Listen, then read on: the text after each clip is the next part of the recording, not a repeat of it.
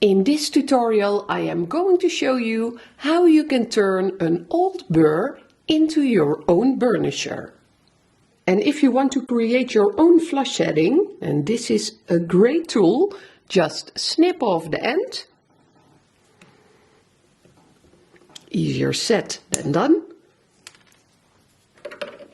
And I am going to place this one in my drill, tip down of course. If you have two flex shafts or micromotors, then you can use those, but I only have one, so I am using this method. I am going to use these three Cerakote discs. I have a coarse one, a medium one and a fine one, and I got them at Gaswine, and you can get them there too. And if you want to use the code Estona26, then you will receive a 5% discount. And if you are from Europe, then check out Herens and Herens, and they have them in stock as well, and you will get a 5% discount with the code Estona5.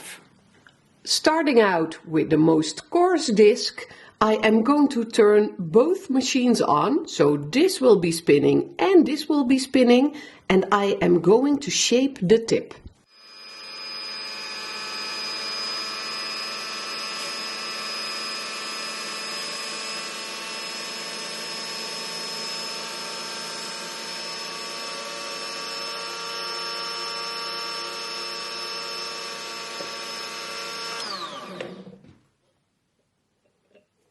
And this is just to show you in between how quickly you will get a result. This point is way too sharp, so I am going to shape it a bit more.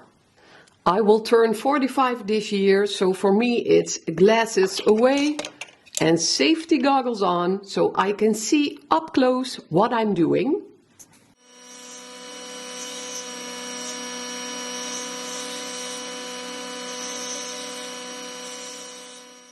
This is looking way better, and now for the next step I am going to take the medium disc. And maybe you spotted me using the back of this disc, so I can use the top part for my gravers. And if this part does get a little bit damaged because of the tip of our burnisher, then that's okay, it won't affect me while sharpening my gravers.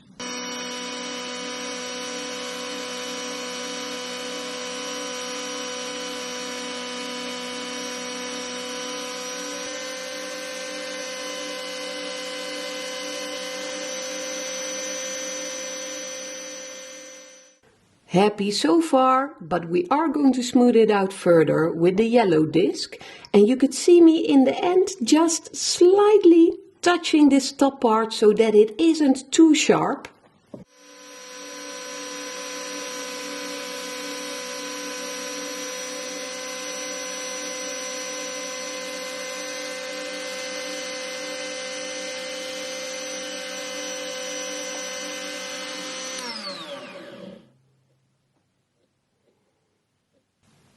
I'll put it to the test, scratching on my fingernail, but this isn't leaving any marks. It is a little bit pointy though.